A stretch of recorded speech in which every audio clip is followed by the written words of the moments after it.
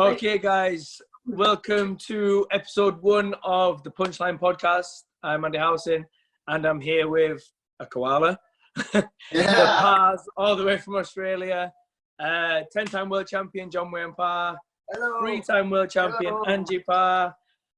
Jazzy and Rocky. Rocky, WPMF world champion, right? Yes, that's correct. Yep, and Jazzy, loads of like Siam titles, the ICO Intercontinental title, Destiny champion, things like that. So 7-Eleven champ. I want to get straight into it because the reason I wanted all of you on is obviously Intercontinental champion from your show. I said that. Yeah, I got it. The reason I wanted all of you together is because obviously most people know your story anyway, Wayne. They've seen Blessed with Venom, or you've been around, still active on social media. A lot of people know your story, but it's cool that you are like the original fighting family. There's not, everyone involved, and now obviously Rocky with Jazzy together as well. It's like it's an insane little combo. So I kind of want to talk a bit to Angie as well about it. Must have been hard for her, obviously, with the kids and when the gym came about and stuff like that. So I want to delve into a few more things a bit. Start with you though, Wayne. Obviously, people know you went to Thailand and that's where it all took off. But where did the love of Muay Thai actually come from? How did you get into it in the first place, and where did that journey start for you? Just martial art movies. Living in the country, there's nothing to do. Being an only child, just bored. So just had this passion for martial arts. Whatever I get from the martial arts section, the shops, the video store, and then I knew I wanted to be something. And then rock and wrestling was big too. So will I be a wrestler? Will I be? But I was attracted to the guy called Ricky the Dragon Steamboat. He was Ricky Steamboat. Yeah. I remember he was Ricky the martial Steamboat. arts guy. Everyone else was doing the flying, but he was the karate guy. So I like him the best, more than Hulk Hogan, because he did karate. So he's the man. And then and then when we moved to Brisbane, at the city, when I was 11, there was a taekwondo school that was only 3 streets away. So it's like, we tried it out. It's like, this is the first day. It's like, I'm done. This is me forever. And then I remember getting about a week later, I got my first gi. And that crack when you do your punches and your kicks, that snap. It's like, how good is this? This is amazing. So for about 2 years, I thought I was going to be taekwondo. I thought I was going to go to Korea, just be that guy. And then luckily, not luckily, but at the time they ran out of money. They couldn't afford rent anymore, so they disappeared. In 6 months of just limbo, I was just like, I try skateboarding. I just tried being another teenager, and everything sucked. And then luckily, kickboxing came to the same hall. So I tried kickboxing, and I'll just do this until I find another taekwondo school, just to keep me active. And then we did the first class, and all of a sudden there's gloves and punches to the head, and just proper Thai style. I was like, whoa, this is insane. Pulled you in a bit more. Yeah, and then the whole the Van Damme came along exactly the same time with the movie Kickboxer. Now I had this new passion of I had to go to Thailand no matter what. And then when we were sparring, I was only 13, and I was sparring adults, and it's like, I truly believe I think I'm going to be a world champion one day. I'm holding my own against men. And then with the Van Damme movie, it's like, I know I'm going to be a world champion, but after seeing that, how can I call myself a world champion unless I win a world title in Thailand? It has to be against a Thai. This is from 13 years old. I had a quest that this was my destiny. I got to fight a Thai. And then I remember when I was 17, I won the Australian title, and my first my trainer Blair, he was a promoter as well. I've had 5 fights, and I won the Australian title. I goes, I think you're ready for a Thai now. I'm being a kid. Yeah, I'm so ready. And then, needless to say, the fight went 30 seconds. The Thai threw a kick. The round started, and I've come out with my 17-year-old punches. And the Thai just dropped his hands and smiled at me. And I go, no. Shit. And then he's done a leg. I walked backwards, and he's done a leg kick, and he's kicked me so hard, he's kicked my legs out, and I've caught the second bottom rope, and he's doubled the leg kick up, and his whole shin went across my face. And I think I woke up about 7, and I could hear and I thought, I'm pretty comfy. When those lights stop moving, I think I'll wait till those stop moving first before I get up. And then, yeah, so the fight went 30 seconds. And then I was petrified of ties. I thought, I don't know if I can fight these guys anymore. They're dead. And then my friend of mine, Paul Briggs, he fought a Thai as well. John Pod, he was only 7. He wanted to get a winning world title before he was 18. So at 17, he fought John Pod. And John Pod destroyed his life. Just annihilated him. And I think they fought 4 or 5 Thais to Australia. It was 5 versus 5, and the Thais just blitzed it. Like, yeah, John Mod then would have been like in his prime as well, though. That was like, this is next level, awesome. So when did you first go to Thailand then? How old was you when you went to Thailand for the first time? 19. 19. So I moved out of home. And that's when you spent the long spell out there. Yeah, so I moved out of home at 18, had a normal job, and then 19, lucky to get won a few fights and got a sponsorship. And then 1996, very raw. Never been overseas before. Didn't speak the language, and then Richard made me promise in 6 months. So it was like, But I was lucky. I went to so many different schools growing up. I was so used to being a loner. And when it came to going overseas, it was normal because I was so used to being by myself anyway. So I think that helped a lot. That primed me for it.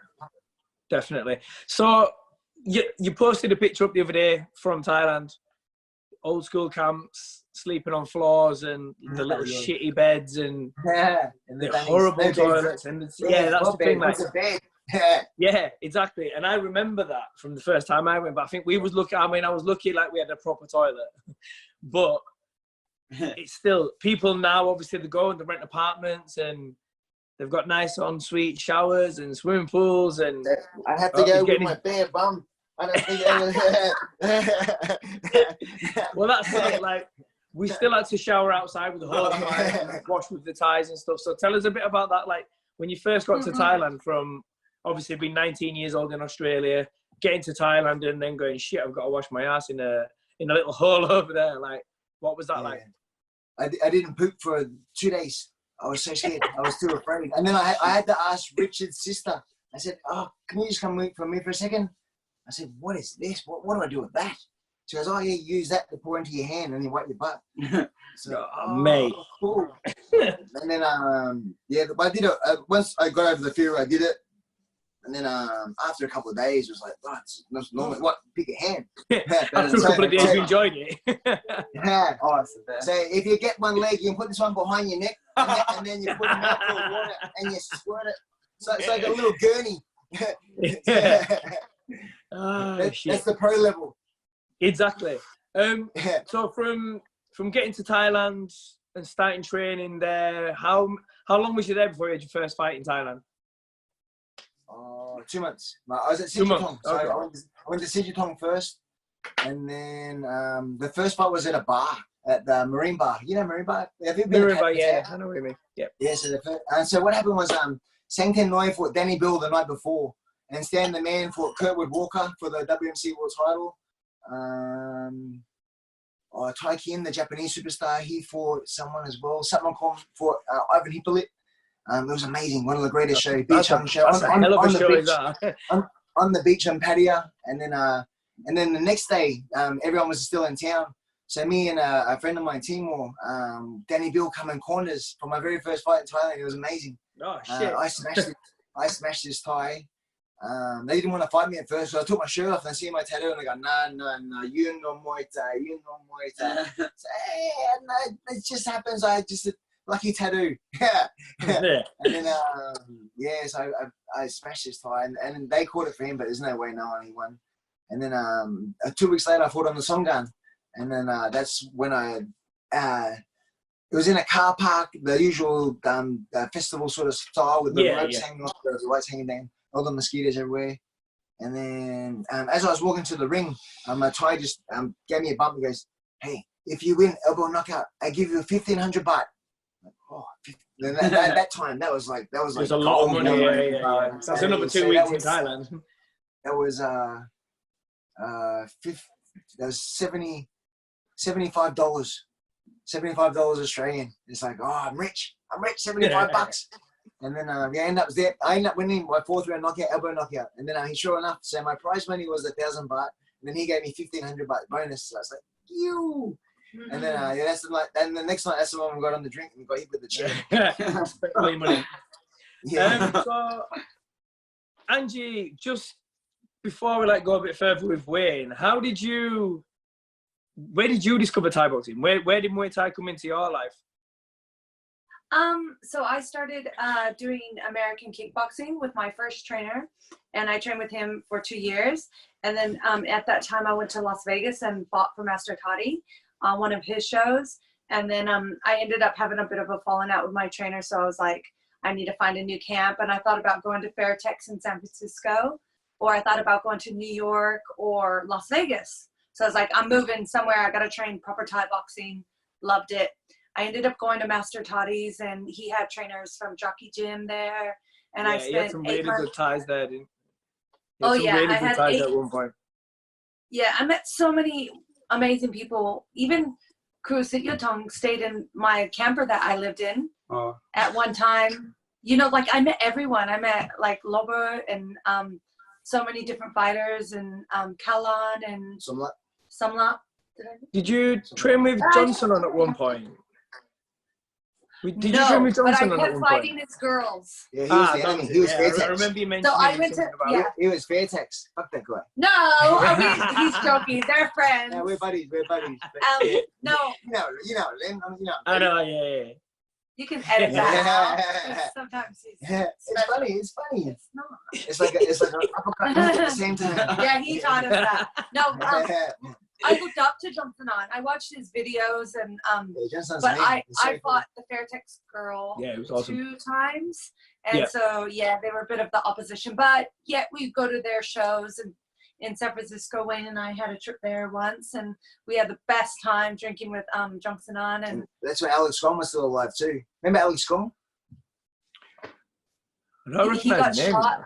Somebody carjacked him, and he got shot. So he was a world champion. He ran the Fairtex gym in San Francisco, and he bought all the Thais out, and he was like pretty much the face of American Muay Thai. Yeah, he was like amazing. a pioneer for the Thais in America. He was teaching a PT, and they had big glass everywhere, and then someone stole his car, so he's run out and chased with his gloves on still, and they got to a red light, and he's knocked on and he's banged, and the guy got a gun and went boom, killed him on the street.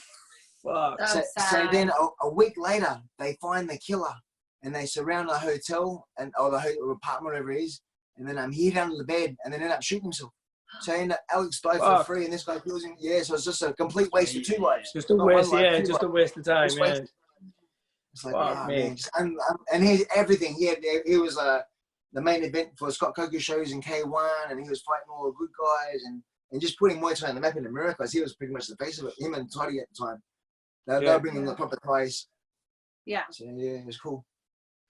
So anyway, let's talking about death. Let's try and cheer things up again. So from Wayne being in Thailand, you being in America, how did you two actually end up meeting then, and this relationship starting? I just came back to the camp, and Wayne was already living there, and he was teaching, and like 5 days later, we were hooking up and just. No messing about that way. I was in Australia. I was boxing. So I retired. Okay. That's when you changed over. Won my first world title 2000 with Scott Bannon. Then I fought Orono in December. And I thought, I've got 2 world titles now. I'm going to box. I'm going to try and make money. So I went to boxing for the year. I had like 9 fights, 7 wins out of 9. And then the last one was so bad, like I smashed this guy. He broke his hand in the first. I smashed him for 11 rounds. All he did was hold me 30 seconds. The referee would say, break. He'd come in with a jab. He'd hold me for 30 seconds. That was 11 rounds of that. And then he won. It's like, fuck this. This is dumb. I'm off back to Thai boxing. I want to elbow someone again. If he can beat me like that, you can have it. So I'm going back to Muay Thai again. It was like maybe 4 weeks before the King's birthday. Quickly email Songchai, hey, can I fight the King's birthday? Yep, done. So I went over, and then it was a Super 8. So I won 2 fights in a row, and then there was no final. Me and Nintigan both qualified for France, for an 8-man in France. So then I got back to Australia. I thought, I don't want to box anymore. What can I do? You know what? I'm sick of Australia. Maybe it's time for another adventure. I went on the Axe Forum there's any trainers in America want to take on an Aussie trainer and fighter? And then within 10 minutes, one of Master Toddy's secretaries emailed me, hey, do you want to come to Vegas? Master Toddy would love to have you here. We've got a show in 5 weeks, and you can fight on it. And he promised me a bunch of money and somewhere to live and the whole business. This is amazing. So a couple of days later, I packed my bag, boom, gone. And then I was there about 3 or 4 days, and all of a sudden, Angie woke up on the weekend. So we were staying. So Master Toddy had his house with living quarters. So he had a house there, and then had living quarters here with all bunk beds and all different rooms. And another gym out the back. So we trained at his gym in the morning. Then we go to his gym, proper gym in the daytime, teach all his classes, and then we do pads at night time with the Thai trainer. And then he drops us back at the camp at night time. And then so the Sunday came. And then I've been out in the town all day, cruising around Vegas. And I come home and there's this Angie. I've seen her on the walls, and I've seen her with the gold medal. I've seen her with all the trophies. Yeah. So she's going to be here soon. She's fighting on the same show. And then I remember coming back to the camp, and there she was. And I was like, oh, g'day. And then I remember, so I've just met this girl, and next minute we're sitting across from each That's what other. he said was g'day. And then, that was his chat line. You know when you sit in front of someone for 6 hours, like you've known her forever, it was like, la la la la la la la. And then from that moment forward, we were forced to be together 24/7. We'd train together, he'd take us to the gym together, we'd hang out all day, we'd come back home together, we'd go and get something to eat together. And then I think we met on the Sunday, and then it was the next Friday, Angie asked me for a date to the Bellagio. And we had our first buffet. It's called a buffet. It's spelled buffet. Yeah. It's spelled Buffett, damn it. I'll just make our own language. Yeah, I was gonna say. Where's the Bulls ride? Huh? Where are the Bulls ride? Radio. Oh, you saying radio? Anyway, so we went on a date. Rodeo. So we went on a date, and then Angie, and then when we come back from for dinner, she goes, "Oh, let me take you to the Lookout," and then. Okay, that's enough. Rest is history. He's not asking you So details. we met on the first. We met on the 1st of March. And we married the 1st of September. Oh, Crazy little love story, you guys. Yeah. Because I remember. So not only was she a star, but then I watched her work Master Toddy's front desk. It's like, this girl can make me a lot of money. I like this idea. And then the gym was born. I know how to teach, and I need someone that can do that. Lots of brain stuff. all the boring. Yeah, all that boring shit at the desk. We need someone who can do that. Angie, you're up. Okay, so that kind of brings you into the gym then. So you've both gone off. You've done your stint in Thailand. You've won your world titles. Angie, you've already. I go to Australia to have a fight. Because I was working in a boxing gym just teaching. There was no fights in America. Muay Thai, it's never taken off, even to this day, you know. It's still dead. There's only like 1 or 2 big shows in there, so. There's an opportunity to fight on the Gold Coast for $5,000. So I come home, $5,000. Did you have a coffee? Come back and just to the airport. And then koala outfits on it. So I get deported.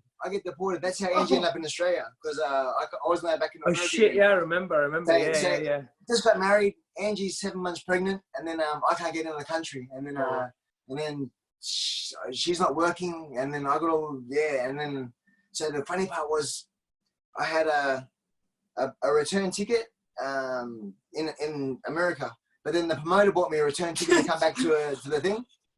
And then, so I went to Australia, had the fight. And when I come back to America again, they said, "Where's your return ticket?" I said, "I got a return ticket, but it's in America." They said, "You can't go to America without it." I said, "Well, what do I do?" I said, "Oh, you can buy a ticket now. And then when you get to the other side, just refund it and you get your money back. Easy." How much? $4.5 grand. It's like, what? And then that was all. There was no other plan. I do that or don't go. So I said, "Oh, no, sure. Here's $4.5 grand. And then I got to America and I said, "Oh, by the way, you're getting deported. You've been here too long." So you can't use that ticket. That's a $4.5 grand ticket. You can't use that ticket. I've got another ticket. Is it okay if I get my wife to go back to San Diego and grab it and come back? Because that's my money. That's all I've got. So luckily, I bartered with the big boss of the security in the airport, and then he let us do it. So Angie had to drive 3 hours to come pick me up, 3 hours to go get the ticket, 3 hours back again, while she was 7 months pregnant. 7 months pregnant. knowing that a husband can't come into the country. Yeah. Fuck. Dedication. See, that kind of brings me on to stuff I wanted to talk to you about, Angie. So, obviously, Wayne's having his career. Your career gets put on hold a little bit, I guess, when you're pregnant. Obviously, you've got Jazzy, the first one to come along. Then even you were still fighting when Jesse was born, wasn't you? You had a couple of fights in between that. How hard was, and you had the gym at that time as well. You'd open Boonchu, or you was members of Boonchu, should I say? How did that work? How hard was that, trying to run a full-time gym, train and fight still, help raise the family, and have Wayne obviously out and about fighting all over the world, still making money? How was that? Yeah, well, what I recall is I fought for 15 years. So I got pregnant twice during those times. And with Jasmine, I felt a little bit complete, like I wasn't going to fight again. But then I started being a part of the gym a little bit more. And I was like, I need to prove myself in Australia. So I started fighting again. And that took 9 months for me to do. So I was probably still breastfeeding Jasmine at the time. And then I had about 15 fights. And then I had Jesse as well. That was very hard, especially fighting in Jamaica for a world title. Well, that's where I remember it, because at 3 a.m. breastfeeding and just it was insane. Because I was in Jamaica, obviously. Yeah, because I was in Jamaica with you guys, and that's where we kind of started getting on. Because Jazzy was a little baby, and I was throwing Jazzy about the pool. Yeah, Jazzy was in the pool with me, getting thrown around. It was so good. It was so good. My parents Jesse was a baby, wasn't he? It was like a tiny baby. Yeah. He was under 2. Under 2, yeah. Because your mum and dad came out to Jamaica, didn't they? Because they was helping look after the kids. that was amazing. I remember that, yeah. It was actually it was very, very difficult and very draining, but it was also pretty amazing. And I juggled everything. You fought at like 5 a.m. as well or something. It was about 5 a.m. 3 a.m. Yeah. 3 a.m. That was the worst show I've ever been to. Slowinski was 4, but the sun was coming up. Yeah. Yeah, it was like 4:30. That show. It was probably one of the best fight cards ever. But the show was so ridiculous because of the You did not have a cap. And models walking around the ring in between fights for half an hour in between every fight. Half an hour gaps between every fight. It was about 20 fights. It was madness. It was a good time, but it was bad. It was really good. I wish I enjoyed it a little bit more, because I don't think it made a difference with the energy. Because like I was too afraid to go hang out by the pool. I was too afraid to sightsee a little bit. Whereas like no matter what, I would have been tired fighting at 3 a.m. But no, like everything that I did, it was a challenge, because Wayne fought for money and it paid for our family, where I fought for just like the passion and just the hobby, kind of like. Because you still wanted to do it as well. You had that fire of you still wanted to compete. I know, but it was more a hobby for me. It wasn't for me to make money to live off of, where his money was paid for our bills and stuff like that. So and I guess at the time it was helping to get pay for the gym and stuff as well, wasn't it? So yeah, like I can remember the first Christmas that we had, his prize money paid for the gym rent, because we didn't have enough members to cover our gym rent and our bills. Like, so yeah, we struggled a lot in the beginning, but we really built everything together. So pretty proud of that. And I had to put my fighting like on the back burner, like it was third priority of everything. But no, I had a good time. Cool. That kind of then brings what you're saying about the gym being built and you guys building it, kind of then brings you on to Jazzy now, because you're like proper involved in the gym now. You're teaching loads of classes. You've got your own boot camps and everything else, which even Rocky's joining in. I mean, I think you're forcing him to do it, to be honest with you. But so come on then, Jazz. You're coaching now. Fill me in. Down. All right. Gonna do the first day. What? On Earth. What? Yeah. So the first day on Earth, she was born in the hospital, and then it was next day she came out. So then I picked Angie up in the car. It's like, and then we're going home. It's like, oh shit, I'm late for class. So Jazzy went straight from the hospital Straight to the gym. Yeah, so she didn't even go home first. She was like, you know the Lion King when they pick up the little cub? It's like, yeah, it's exactly what Richard's kids are like though with ours, because obviously Lisa wanted to train as well, so they've been brought up in the gym. They would they'd just be put in the little cot, sat at the side of the gym watching us train. So yeah. Well, So Jazzy's amazing. Like, what she's not going to say about herself is that she's such a good trainer now. And, like, just people in the gym, they just all love her. And, like, she's proved herself in the ring, and she's proved herself as a trainer. When she finished school early, I said, you have to do your personal training course. Yeah, so she learned the education about that as well. And, like, just everything she does, she has a very good work ethic.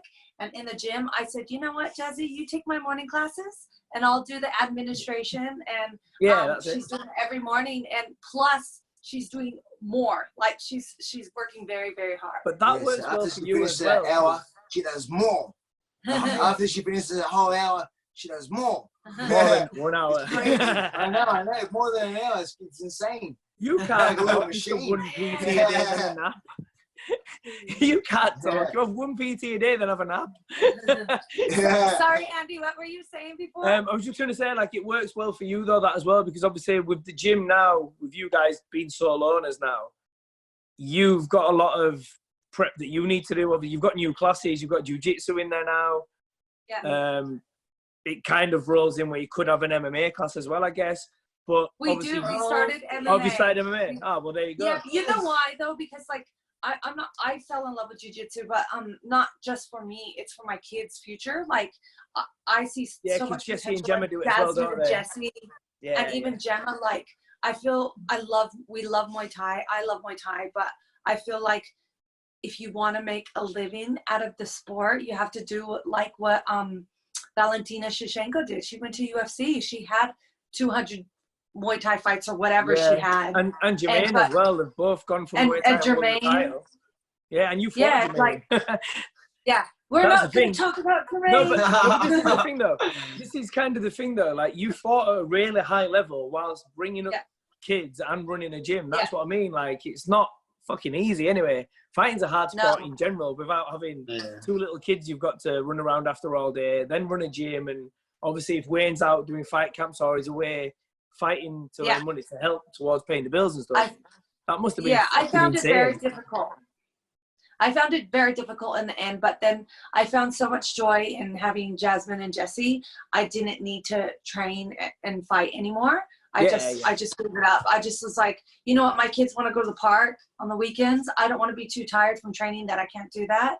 And your kids have got to have a life, haven't they? So but now, like, I could take them to. I took them to jiu-jitsu and the other New South Wales, but now we brought it to the gym so they can train that as well. And I like to spend the time with the kids rather than being so tired from training where, like, you have no energy to do anything else. You just get home and can't speak. Shit, you do. You just get, especially when you've been out teaching.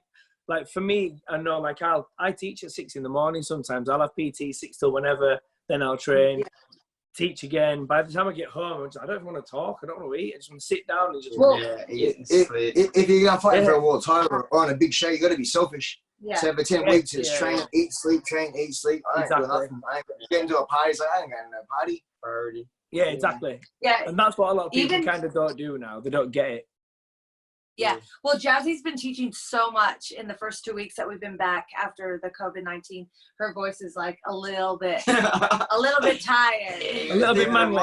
Are you a bit manly now, Jazz? Jazz, that's why I haven't been speaking. Well, tough shit, because you've got to speak now. Because I want to, so obviously you fought when you was really small. And it caused a lot of shit in Australia. Dad got a lot of abuse for your first fight, especially. But you could tell you loved it as well. You're there with massive gloves on, swinging around Gemma really everywhere. wants to be in. Sorry. Gemma can be in. You've just got to say hello. Gemma just wants to sit with me because she doesn't like being left out. That's fine. Sorry. Go ahead. So, Jazz, when you first fight, was you like 6 years old, 8 years old? Oh, I was 8. Yeah. 8, yeah, that's it. And how many fights have you had now? There's no way as a responsible parent to let her fight at 7. No way, dude. 7's way too young. 7's way too young. Jeez, you're Yeah. I know, yeah. But 8's fine. You caused 7, enough trouble. You caused enough trouble. I got a line. I got a line. Don't cost a lot. In England, Yeah, I know. can they fight at 6? Yeah, we've got kids that fight at 4 or 5 years old, 5, Oh 6 my years old. gosh. Yeah, but they don't do Yeah, head but you gotta contact. go to They don't do England. head contact. It's all we can't do head contact in the UK till 16, so it's all body pad and body armor and everything. Yeah. But it's still rough. Yeah. If you cop a few leg kicks at a little Yeah, age, yeah. you don't like But that. they love it. But they love it, and they're not they're getting big hurt. They love it. Yeah, all the ones I know Yeah, love kick it. my They're all, leg again.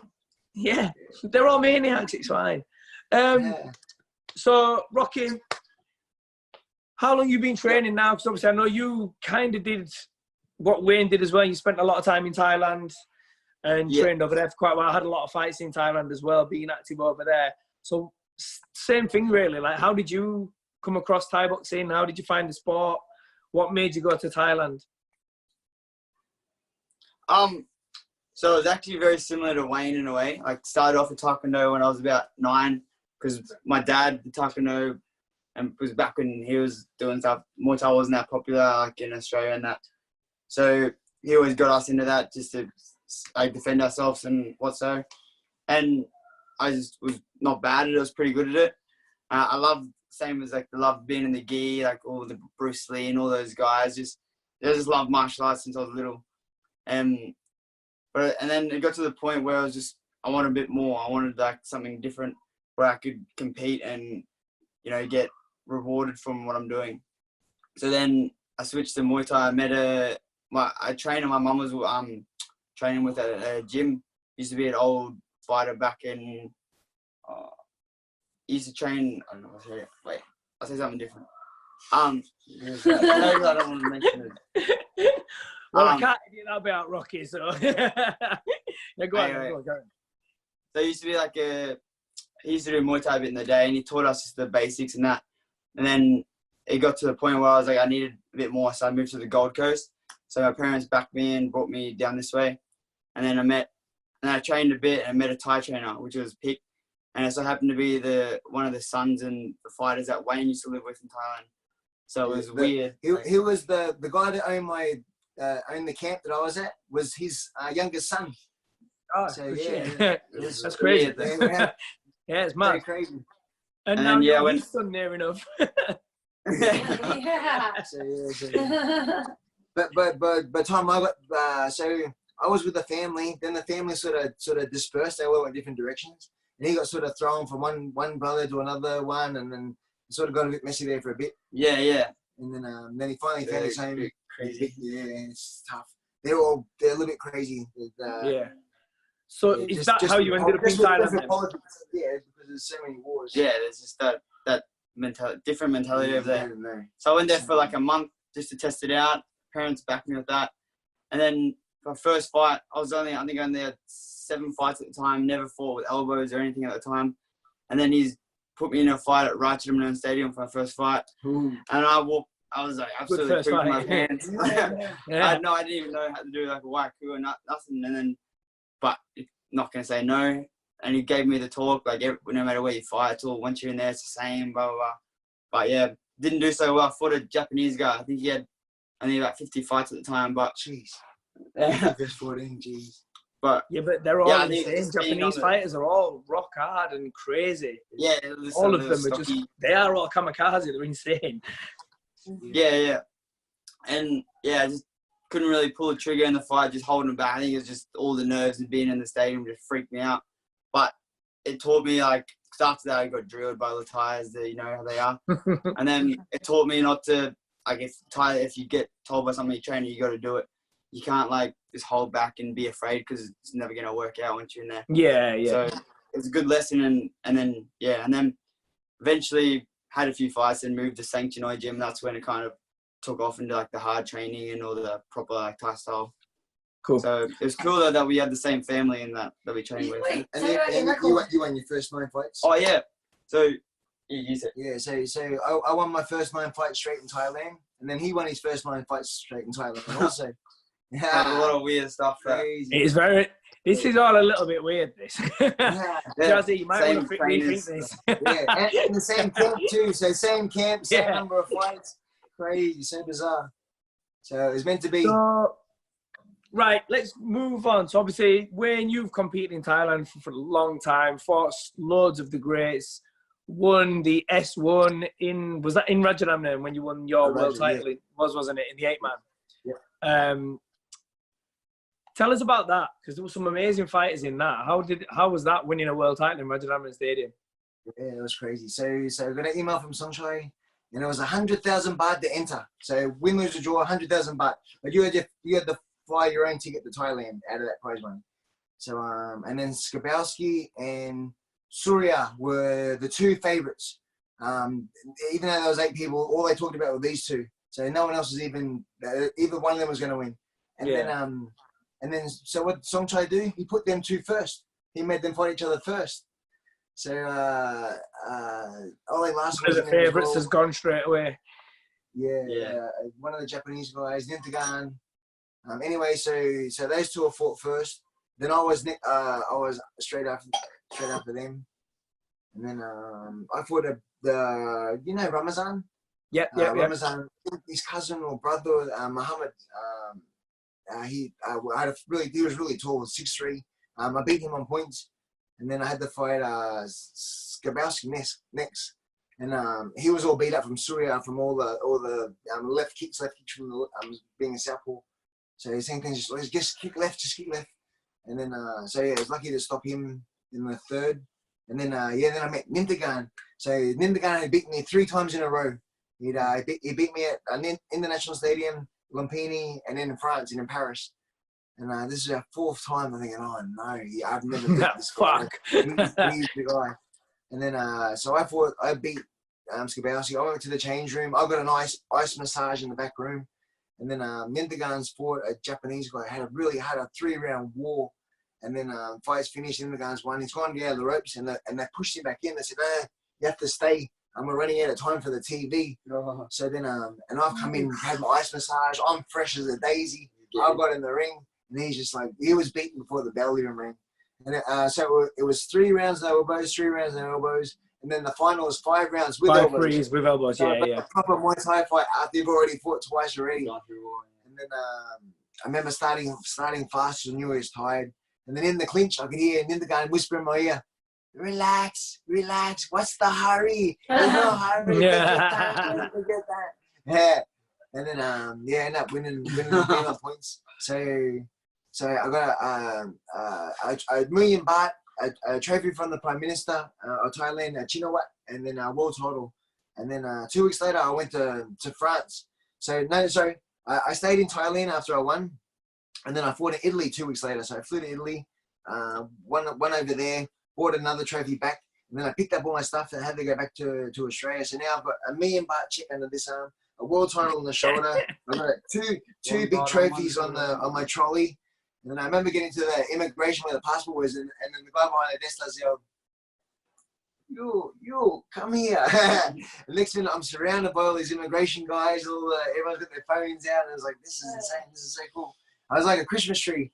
And then, it was really cool because Jasmine and I went there as well, so we have a lot of. Yeah, you guys went to watch him. Yeah, I remember that. Yeah, I remember before he went out to fight Nuntagan, and he was like glowing, like he just looked. His aura just looked amazing, and that's kind of a fairy tale story though, as well. Having beat the guy who's beat you 3 times in the final as well. Yeah, good fights too. The other fights. Have you seen that movie Chop D with Dita Fat? Yeah. So after we fought, they kept the crowd and they used that footage. They used the crowd to shoot their final scene of the Chop D. So as I was walking back after my new world title, Dita Fat was out in the change room, and then I had a quick chat. Congratulations, you're the man. And he went out and shot his scene before the next Muay Thai show started. It was really cool. It was like, wow. Insane. So you say, so in that S1 as well, you're saying you fought 2 weeks later in Italy. So you'd done Oh no. So you've done like two fights. You've done like 3 fights in one night. You won the world title, then gone to Italy and fought 2 weeks later. You fucking idiot. No. But there's more. So I have 3 fights. 2 weeks later, I go to Italy. I come back to Australia, and then I get a message saying, someone's hurt in the K1. Do you want to fight in Tokyo in 10 days on the elimination? If you win this, you're going to the World Max. You go to yeah. And you got to fight Dwayne Ludwig in 10 days' notice. So So how many fights did you have in 6 weeks? So I had 5 fights in 4 weeks in 3 countries. What the heck? It's So true. was that with you? When you I say didn't that have you a scratch. I had nothing. No problem. No injuries. 5 fights. 5 different prize monies. I picked up a K1 contract after that for a year. Yeah, I was just going to say, is that how it give you the K1 contract then? Is that how it came about? Yeah. That's a blessing in disguise. Then it's good money K1, wasn't it, as well? So.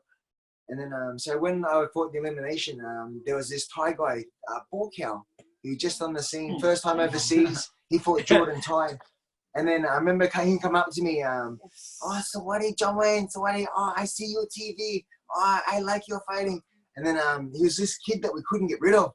So what are we going to do? This Thai guy, how do we lose this bloke? And then he's won his fight. And then we've gone back to Australia. Then a couple months later, we'll come back for the final. And now Borkia's got the glasses, he's got the pop shirt, and he's got the jeans. Oh my God, it's so and it's like, hey, Borkia's Swaddy. And then he cold shouldered me. And it's like, oh, I thought I met you on the puppy, now you're the star. It's how is this? It's just can you remember? So can you remember the show in Jamaica? And obviously you fought Bukaw in Jamaica, and all the confusion with the weight. It was only a kilo, however. Can you remember how upset he was? Can you remember him? Stood behind the plant crying. So angry. Yeah, it was insane because he fought you, and then literally 2 weeks later he had the K1 final, didn't he? And Mr. Popamuk was saying you're not fighting because it was 1 kilo difference or whatever. You're not fighting. You're not fighting. And Bukaw ran off behind a plant and was crying behind his plant. Me and Liam was like, "What's going on here? Why is this guy crying?" But obviously, I had good money from that. Then he fought 2 weeks later in K1. He won the K1 again, didn't he, that time as well? Yeah. Well, I can't remember. Yeah, he won the K1 as well. But then, obviously, as we all know now anyway, Pamuk was ripping him off. He was getting no money from them guys, was he? So that was really That's bad. probably why he was crying, because his I'm going to manager get was shit money anyway, and now I'm getting less. They kill him and then just take all their money. It's just crazy. Yeah, it's bad. So... Thailand. Rocky and Wayne, us 3 guys are signed to 1. It's all a bit shit at the minute because obviously, well, I don't know what for you guys. It's saying you can't. Jazzy just promoting. Did you say do it again? What do you do? So obviously, like, no one's been able to train. We've not been able to get in the gyms and stuff like that. I mean, me and Liam, We can now, yeah. Yeah. But this is the thing, you guys are way ahead of us now. It's insane. I think when all this virus thing started, you guys were like 4 or 5 weeks behind us, and now you're like 5 weeks ahead of us. It's just insane. That's terrible. It's stupid. It's because we're so isolated. Yeah, I think we only had 100 people drop. So we've been very lucky. Fucked it up as well, though. It's just been dog shit. You got like 6,000? I know you got like 30,000, don't you? Nearly 40,000. Yeah, nearly 40,000 deaths now. We've had 100. Yeah, exactly. In our state. No, 100 a lot. No, 100 across. Yeah. Oh. But so with the obviously you guys got quarantined when you got back from Thailand, didn't you? Jazz and Rocky, you guys came back from Sitman and you were straight into quarantine for 2 weeks. Even then, you were still training through quarantine, weren't you? You guys just doing bits together. Yeah, we got to train outside. Yeah, go on. Come on. Can't whisper in the background there, Rock. Raja? No. Yeah, it's okay. Oh, yeah, so... Oh, no, you don't want to tell people you've been Oh. It's not good. It was last year. It was in March, February. Oh, yeah, No, Andy is recording. I thought it was a cool story. You want me to say? It's a cool story. Just say it. We can edit if we need to. Go on. Okay, so when I was in Thailand at Simonchai, it's a pretty isolated area, like where we were as a countryside and that. Yeah, it's right. It's out in the sticks, isn't it? Rajanaburi. Yeah. Obviously, I know Abigail and John really well. I brought them over to fight on my shoulder, so Yeah. it is miles out of the way. And one of my friends had a big fight at Raja from Sanctions Gym, one of the younger kids, and I had to go watch it. So PAE organised I think it was his dad's brother, so his uncle, to take me, and never met him, those old guys. And then all the betting and that at Raja Stadium, I think just like everyone would just be getting it, like, you know how close they all are. Yeah, it's all crazy. It's so It's close. insane. Everyone's on top of each other. It's packed. It's crazy. Yeah. And then the host, we found out they were in hospital. I think both of them were in hospital. And then there was a few people who got in hospital, and they shut Ratchetman down. And then Oh shit! Did that happen while you was there then? Yeah. It was like two shows after they stopped the fights, and then it was done. I didn't realize that happened while you guys were there. I thought you'd been back. Wait, It gets worse. Right, and then we go back, and then Jimmy was like, "Oh, now there's one person in this area has it." I was like, "Oh, that's scary." And then he goes, "Oh, it's my uncle has it. Oh, the PA's uncle." I was like, "You what? His uncle?" The one that give you a lift. I drove with him in the car. The guy that drove him in the car. Yeah. But I think he got it. He must have got it because he goes there they go there all the time, every night. Yeah, So he every must have got it night. after. But I was like, I was so scared after I went and got tested. Jimmy was like, "We got to go do this, do that." And then I was like, "Oh my god!" But when we came back, got tested, and I was good. So. Yeah, he was fine. And that's the thing though. One person out of all. What happened on the way home? They went from Singapore. I went back to Australia. They went to Thailand, and then I'd been home a week. And then I got a letter in the mail from New South Wales government saying, "Hey, that flight you're on from Singapore back to Australia, someone had it. Yeah. So if you happen to show any symptoms in the next couple of days, maybe get checked out." It's like, whoa, That's a really good thing. but if you don't show any symptoms before this date, you're sweet. And then we passed the date. It's like, that was an unnecessary letter. And You just don't know what's going to happen. All of a sudden, It just scares you to death. It's just putting the fright in bit too close to home too. Bit too close. It's like, whoa, geez, that's my plane. Damn it. But this is one of the things that the UK hasn't done. Like, you guys got quarantined straight away on your flight back. Yeah. We've only just started quarantine flights now. So you didn't get quarantined when you... Well, Wayne wasn't quarantined, but 2 weeks later, you guys were... Yeah, it started like... So the UK haven't quarantined any flights up until last week they started it. Oh, no. The news is like, okay, anyone overseas, come back to Australia because we're closing the borders. Like, you got a couple days. You got a couple days to get home. It's like, whoa. Yeah. They've not done that yet. We had people flying out. So even like maybe 3-4 weeks ago, maybe 5 weeks ago, we had people flying out to Thailand and flying back from Thailand. Yeah. We've still, through all of this, we've still had people flying in from China and from Germany and Italy. No way. Oh, that's why it didn't start. Yeah, exactly. We haven't had anyone come in or out. The people that have come in were on a boat, and then all those people were isolated. Yeah. Cruise So, and now full of it. The cruise ship had like 200 people infected. And they went out and sorry about that. So, kind of moving on to what we were saying about one then. With obviously now you can train now again anyway. You guys are you guys are quite lucky because you're in the same house as well. So like you've got your dad to hit pads, or even Jazzy. Like you've got people to hold pads for. So you're quite lucky in that respect. You can stay sharp and stay fit. We've just had the go ahead now in the UK. The elite athletes can go back. So last week me and Liam went back. So but even then it's still only hitting pads on the morning with Richard. It's not sparring and clinch. You know, it's not proper training. But at least we can tick over and we can stay sharp and stay ready for it when it comes up. But with you, I remember Wayne saying to me a couple of weeks back that there's no flights going out until like 2021 or something. If we get the letter. Mr. Chetray, he sent me an email saying, "Hey, I've talked to the government, and if you have an exemption letter, you're allowed to fight overseas because it's your profession." Sweet. Yeah. So he asked me if okay. There was an opportunity to fight mid-July, and I had to turn it down because of my hip. Yeah. So I'm getting that done on the 30th this month, and then hopefully be back before about October, November. a quick But turnaround. to be fair, that's perfect. Hopefully, that's perfect timing because by the time that's done Yeah, and with healed, whatever's happening in the world. sorry, With Yeah, whatever's exactly. happening in the world, it's Yeah. better. Yeah, what's It's the going best on time now, to do it. Yeah. it's a good time 220, to do this is it. our It's a year. good time to heal. 2020. You. Yeah, I know. Yeah, the year that just fell to shit. But so Rocky, like, I mean, I've heard that events are starting again in the summer for one, like proper events, hopefully starting in the summer. So at least it's something that we could. Well, I've said, me and Liam spoke to Chantry the other day and said we both want to fight like August if we can. Gives you a good 6 weeks and stuff. So at least it's something to look forward to.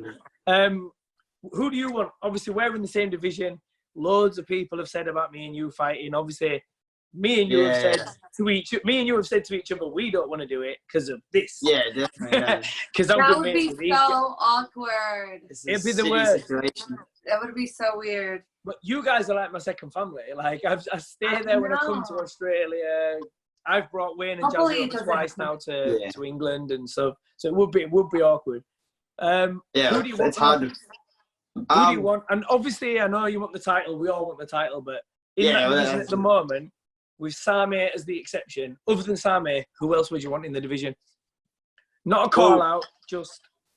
Yeah. Well, obviously everyone wants Same, like you said, but I think the fact I had a long break, came off, and had like my first tasting in the ring with Sam. Yeah.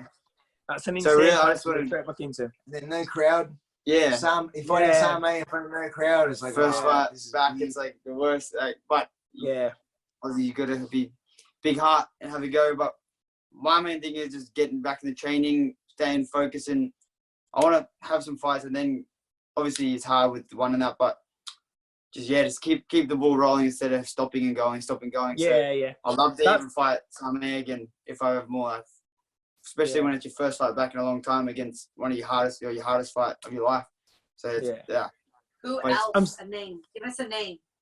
Same or anyone that's got the belt. Is there anyone that's not Same? Give me a Anyone name that's got the that's belt. not Same. Anyone but No buts, no ifs. Give me a name that's not Same. Andy. No, I'm just kidding. Cheers, Andy. I don't have a name. I fight anyone. Come on, Rocky. Man up. Stop sitting on Come the on. One Say a name. name. Who do you want to fight? Do it. Talk about it. I really don't have a name. I'd love to be heavy and go to the other next division. There's a few people in there that I think need a the 61 division. Yeah. That's my goal eventually to get to that weight. But Josh Tonner, I guess he's the next in line for the belt. So if he wins it, I guess fight him. But he's an Aussie, so I guess anyone. There's not only many. They're trying to. Well, that's it. Like I'd love to fight him again. Tonner's really pushing to try and get shows in Australia, isn't he? So you never know, that could be a good one for it. Because obviously for the one guys having Australia versus Australia in Australia, it's a crowd pleaser. So you never know, it could happen. But I think he wants Same in Australia, doesn't he? For me, if you look at the division and how it's based out, you've got to think the only person in that division other than Same that's actually got a win at the minute is Tonner. He's had 2 wins. Exactly. He's on a 3-fight win streak. He's had 2 wins in the division above. Obviously beat me as well. So he's naturally got to be next in line for the title. But then there's me, you, Darren Rowland, Rui Botello, that none of us have had wins yet. Obviously the division's brand new. Rui's been in the heavier division as well. I want Darren Rowland. I've already said that. Just because I don't want to go down. So Rui's believe me. It's like Rui's number 5, I'm number 4. Number 3's Darren Rowland, then it's yourself, Tonner and Same. There's no point going down, is there? No one wants to go backwards. I want to move up. So I want exactly. That's why. And I'm same with you. You've got nowhere to go now apart from Tonner, really, to then go for Same. But I never really have like a target.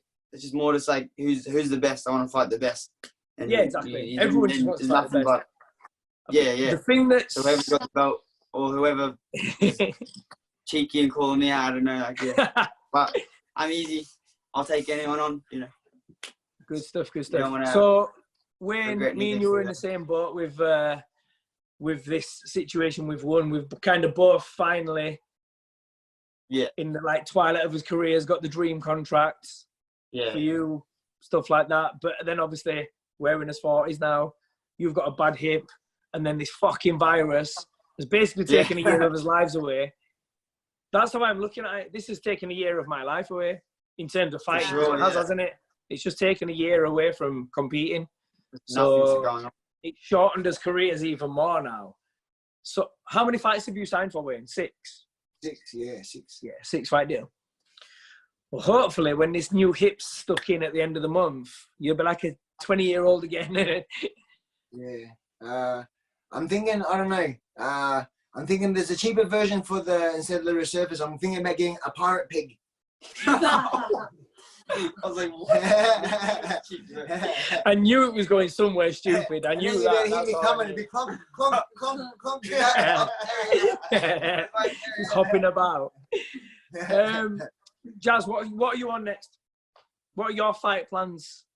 I'm just waiting patiently. I'm still training. Oh my god, boys. He's been working so hard. I'm just hustling. I've been training. Oh, y'all better watch out. I'm on a grind. I'm joking. I'm just, I don't know. I'm more motivated than ever. So, whatever. This year, I was just so ready to just smash out as many jiu-jitsu comps as I can. Because I wanted next year to hopefully have an MMA fight. You did one. You did one before at the end of last year, didn't you? And won. Yeah, my first comp. Yeah. You won your first comp. Yeah. So are you going to move more into BJJ as well then, or is that? Are you still? Because I remember you saying before that you wanted to possibly like move to MMA, and is that still a goal for you? You want to try and transverse? Oh, definitely. I definitely want to just like see how I go in MMA. Like, it's something I'm definitely like considering since I've been loving my jiu-jitsu lately, but I also love Muay Thai, so like why not put it together?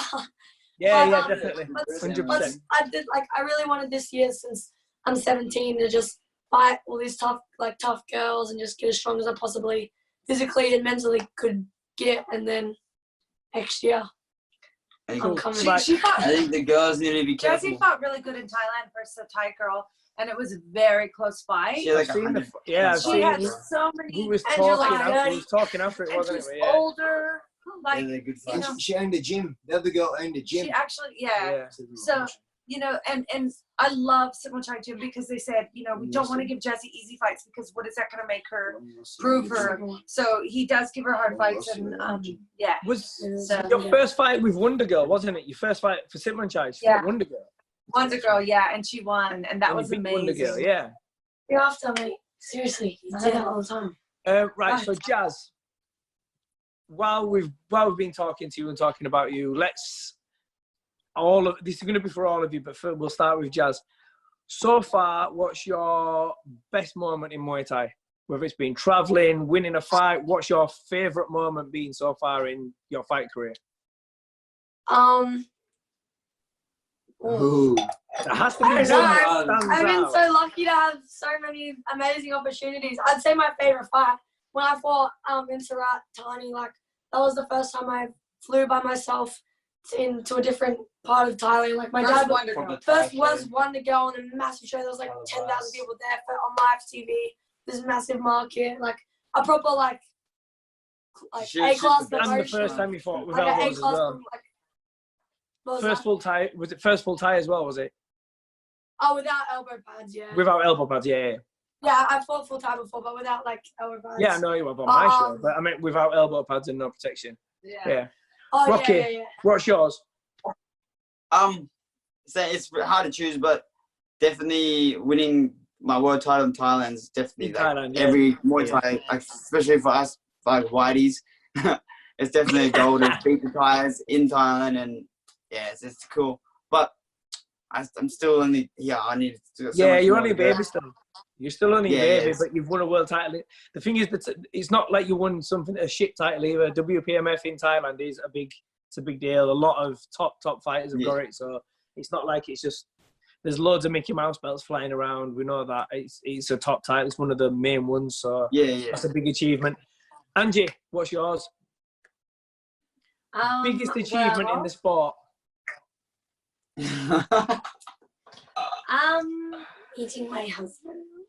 Your day. That's not a big achievement. Oh yeah, that's really cool. You know what? Like, it was cool fighting on my own shows. Like, Wayne helped promote, but I also Yeah, we fought CMT. I did a lot of that. But probably going way, way, way back into 2001 when I won the world title for America. I also got the best technique over 55 countries, and I got my own day in Las Vegas. But You haven't told us yet in Thailand yet. it was in Thailand. I won It was the amateur games in Thailand with 130 countries. And Yeah, then cool. 100 and then, No, 55. Oh, 50? only fight 50. Still a lot. Around 55 countries. Yeah. And yeah, that was really, really, really cool. 3 fights. I thought I was the first American, but I wasn't. We had 3 There was fights. somebody else. I had 3 Damn. fights. Yeah, she had 3 fights in a week, and then won the gold medal. And then when she came back, it was such a massive achievement. Yeah, and she won Fighter of the Year in Inside Kung Fu magazine too. Yeah. But I don't know who won the first, but I think there was somebody before me. I thought I was the first. Who could that have been? I can't even think of any other like I don't American know. like good Thai boxing girls. Yeah. It was enough to. So when they got back, Master Toddy talked to the mayor and said about the achievement. And the mayor was so impressed that they awarded Angie her own day. That's So so they had a crazy. proclamation. Who black gets, tie who event. gets their own day in Yeah. Vegas? That's insane. Well, the cool part about it, there was all these little people around, and there was a golden brick road, and I went around there, and they gave me my achievement. And then the witch look at came. you. Yeah. Angie, while we've got I was you as saying well, the Wizard of Oz, but nobody got it. Yeah. I got it. Only the old people get it.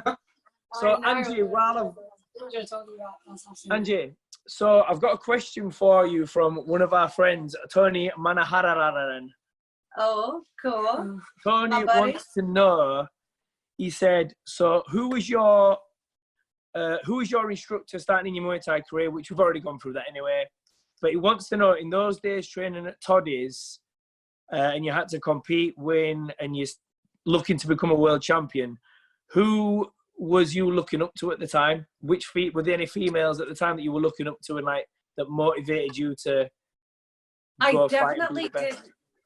I definitely did look up to a female fighter when I first started, but I actually got to watch a lot of Thai boxing on the old VHSs, and I saw like Danny Bill fight and Sumlock fight, and so I think it was maybe more like Danny Bill, like with his teeps and stuff, because I really like my teeps, so I looked up to him.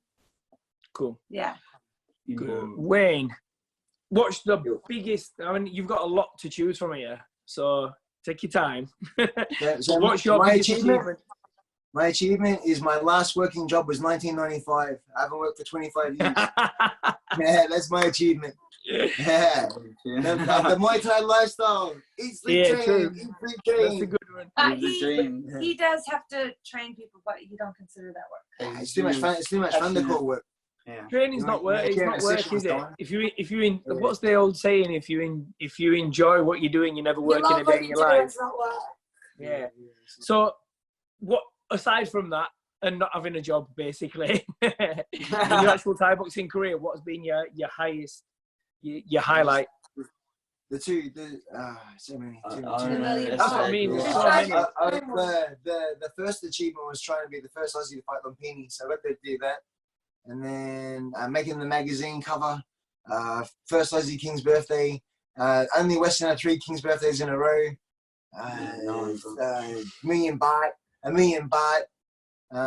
then the whole idea, remember at the start of I said I wanted to win a world title in Thailand and make it legit. I won 2. I beat Orino and I won the last one. So I got to live my dream twice. Yeah, cool. Right, guys, lovely to see you all. We'll wrap it up in a second. But just quickly before we finish, what's next? Whether it's for Boonchu as a gym, for you guys individually as fighters, or you coaching, what's next? Obviously, I know for you, Wayne, it's getting your hips on. Yeah. It's getting back in the ring. We know that. But the Wayne's getting his hips sorted. And And thing is, though, you've got a stacked division as well. Like your division's like full of animals as well. So you're going straight back into the highest level. It's lucky. It's lucky he's comfortable in the little gloves, I think. Yeah. You know, he's quite comfortable. That's it. Anyone come? And All he's that got- is CMT. No, he's comfortable, and he's got a good chin, you know? Yeah. Like he's taken so many whacks that you're like, how are you standing up? Yeah, And it's just hard. It's so big, we you know? invented the cage Muay Thai back in 2012. So I've been lucky to do 10 shows, 4 to 8 of them. So yeah, he's comfortable there. It's not going to scare him. And when he wakes up, it's like Christmas Day. He's like, yeah. Oh, no, and that's he's weird. insane. He's crazy. He's a maniac. But I'll tell you what, the gloves are so different. Because obviously I fought on your CMT as well, and the gloves, they're fucked up gloves. Them out there on one. yeah. There is nothing in it. You might as well too. just. They're designed to cut. Yeah. So now when Lucky fought, when we did the glove check, they threw me a pair of gloves and they threw Jazz a set as well. So we got them set at home to practice in. The one championship gloves. Yeah. So we've had a few already, and like so with ours, the ones that's only padding with Got the nice CMT, padding there, yeah. We got it's half padding, half gel. Yeah, So it's almost like a sparring pad, a sparring MMA glove. And it's about 6 ounce. So it's after the first round, it just feels like a glove because it's so padded. Yeah. The other ones, I remember that when I fought on your show. I remember that was the advice you said to me when you was out in Birmingham, actually, at my gym. Just as we were promoting it, I said, "What's it like getting hit with them?" And you said, "Same as an 8 ounce glove. You get hit the first time, you go, don't move, fuck," and then you dung, and it feels the same. And it does though. I feel like it was getting hit with little rocks, like little rocks in your head. It's like. And then Rocky broke his hand fighting MX back in the day too because of the I MMA remember. Like this, can't even fully like put your hand in. It's terrible. That's another one. Like obviously we've got Daniel McGowan, who's gonna coming back. And he's making a comeback. Yeah, his hand's fucked. He's waiting for. He's the same as you, Wayne. He's waiting for his hand to be operated on. But Dan's got a contract for one as well. That's already sorted. He needs a couple of fights back first and a couple of wins, but then they said 100% we'll have you. So he'll be in our division as well. So I'm going to have one of my teammates, one of my friends. But I'm friends too. When you first came back from Thailand, Angie messaged me and said, "Oh, can you get Rocky a fight?" Didn't you? Remember? Yeah, I did. Oh yeah. I had your match with Dan McGowan. I had you and Dan fight on my show. But then your hand posted that the other day. His hand was fucked, so we had to just sort of leave it as it was. We could tie their hands behind the back. Yeah, one is fine. Just have a one-handed fight. Just right jab elbow his head. or punches on the elbows. So I used to. Or you could use a Jazz hand. Jazz finger. But you want to know, you were asking what's the goals and stuff like this. Like Jazzy, of course, she wants to do really well in jiu-jitsu and maybe eventually have her for an MMA fight. But now that we started, having MMA class, BJJ class, we have Muay Thai class, we have boxing class. I'm dying to see who's going to be the first MMA fighter for Boonchu Gym. And even Rocky, he loves it. Like, it could be anyone. So that's exciting. But that's good for you in one as well, because you can always look at, there's so many fighters now that are transitioning from the Thai to the MMA in one. Yeah, like Stam's killing it. Yeah. There's loads doing it. There's loads of Thais. There's a lot of Thais that are actually doing it, but no one knows yet because it's just not being advertised. There's loads of Thai fighters. Yeah, well, I'm watching. I see who's training. I training. I they're think all it's doing it. Yeah, it's cool. It's cool. Rotong's been training a little bit too, MMA. Has it? That's a scary guy to see him. Stamp whooping his ass every day, getting beat up by his girlfriend. Doing it. That's a fucking scary couple, that though, isn't it? Can you imagine? Oh. Them two just it's like, fuck that. Who are you gonna be more scared of? And with the money they're on as well, we've won. They're like some of the richest Thais in Thailand at the minute because their prize money is massive. Cool. It will be massive. I love to see Thai fighters doing the MMA because I love the Thai style when they know how to do the ground and when they know how to do the throws. They're so amazing at it. And they're so Stamp's transverse really well. Yeah, Stamp's nailed it. A stand-up is still Muay Thai. She's not changed a stand-up, has she? She's not tried to do anything with it. But a ground game is really strong at the minute. Yeah, you just got to know how to wrestle. That's how we go to we pick it up quicker. Did they say they're on about putting her in with Ang Lee, aren't they? What about putting her in? Oh Belgium yeah, for the title? yeah. That that'll would be be- amazing. That'll be the That'd be big so test cool. because Ang Lee's ground game's fucking awesome. She's really good. So that'll be a test for Stamp then, but we'll see. There's a lot of good fights. Yeah. It's an exciting time, innit, really? The only thing, it's just shit that this virus is just No one fucked can up fight. fighting for an entire year and put everything All on the these back good burner. fighters, but nothing can happen. Yeah, exactly. Right, guys. Hopefully, Mr. Yochetro is gonna maybe Yeah. get another one under this roof signed. Who, me? Whoa! She's back. Whoa. Angie's back. Yeah. So we're in Awesome. negotiations. We're talking now, so it could be the triple. God almighty. I want to say. God help us. Well, that'd be it because you can fight MMA then on one. What's that? Yeah. That would be a dream. Yeah, I'll Don't probably even do bother both. with time. Just go straight into the hip. Mix it up. Cage Muay Thai, MMA, whatever. Yeah. If nothing's confirmed. She's like, come on, bring it on. What? Are you not entertained? You might have to move up with it a little bit, Jazzy, for the old hydration tests after last time on my show. Lose 6 kilos in 4 days. We don't talk about that. Oh, I forgot we were on an actual podcast. You But thought- we were talking. forgot we're just I thought having we a were chat talking again. Mandy. Looks like Conor McGregor. It's You all look good. like Conor McGregor, but Scottish. What are you saying? You're like McGregor. I got that at your show when I fought Yes. CMT. Did they? I got it at CMT when I was walking around with the gloves on afterwards. Oh, you look like Conor McGregor. Yeah. Yeah. It's a shame he's a prick. Now you really look like him. Yeah. Yeah. Just Right, cute. guys, it has been lovely to chat to you. I will let you guys get off and go to bed because it's probably quite late there. But yeah, thank you very much. If you've got anything you want to shout out or shout out to any sponsors or anything like that, now's your time. Thank you, Monster Energy. Couldn't do it without you. Awesome. Thank you very much, guys. And then Jazzy would like to thank her sponsors, Mommy and Daddy. Yeah, I'd like to thank them. I follow at Boonchu Gym on Instagram and follow at JazzyPart_ on Instagram. Okay. Put yours out if you want it. Thank my gym, Boonchu Gym, my trainers, my exclusive apparel. Follow me on Instagram, Rocky Ogden, and yeah, keep backing us, and we'll do our best to keep you entertained. Yeah. Thank you. It's not hard with that guy dressed like that, is it? That's entertainment right there. This is what we have to live with. Awesome. Nice one, guys. Lovely to talk to you. I'll speak to you soon. See you later. Bye.